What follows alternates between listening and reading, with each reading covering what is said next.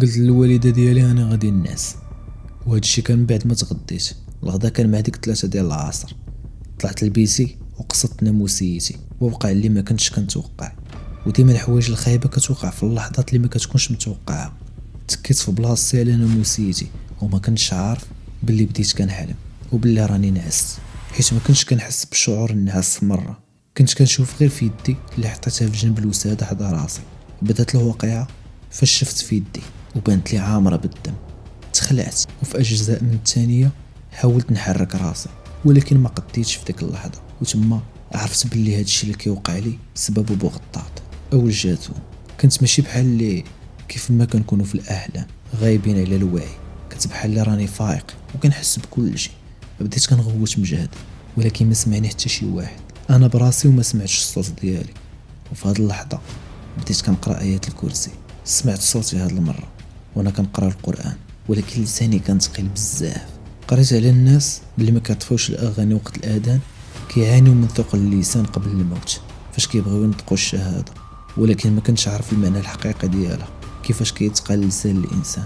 فاش بديت كنقرا حسيت بصعوبه كبيره بزاف. وتخيلوا معايا شحال كنت استغرقت ديال الوقت وانا كنقرا ايات الكرسي بهذا اللسان.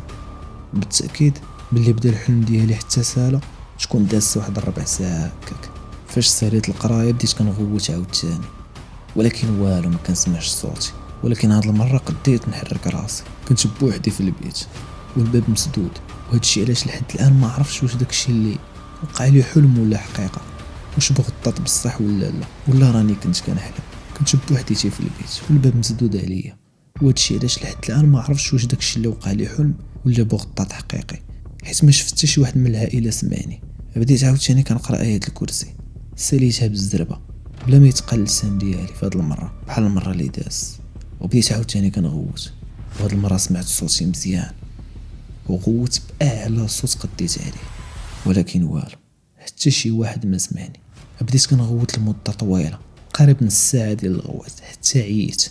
بلاتي تفكرت واحد الحاجه، سبق لي واحد المره قريت واحد المصابين بالجاتون او بغطاط بدا بشهيق زفير مع الاسترخاء وسد عينيه تناض. وهذه هي الفكره اللي طاحت لي في بالي ندير.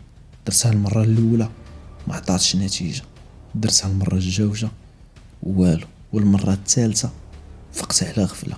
ما حسيت بتا شي فرق، البيت باقي هو وما كنتش بالشعور اللاواعي، ولكن الاستيقاظ ديالي كان على غفله بحال نط مفزوع. اول حاجه درتها هو شفت في يدي، وهاد المره ما كانش فيها الدم.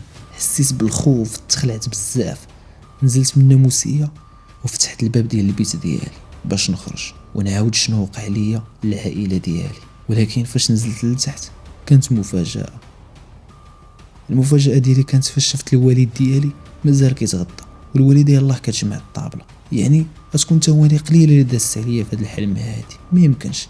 انا حسيت بالوقت طويل، نقدر نقول لك ساعه توصلت لجوج ما عرفتش. قالت لي الوالده مالك ما نعستيش؟ سولتها على الوقت قلت لها واش عارف الساعه، وتما تخلعت.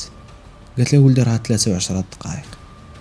كيفاش هادشي كامل اللي داز عليا؟ والله 10 دقائق. بغيت نسولكم واش فايت وقع لك هكا مع بوغطاط؟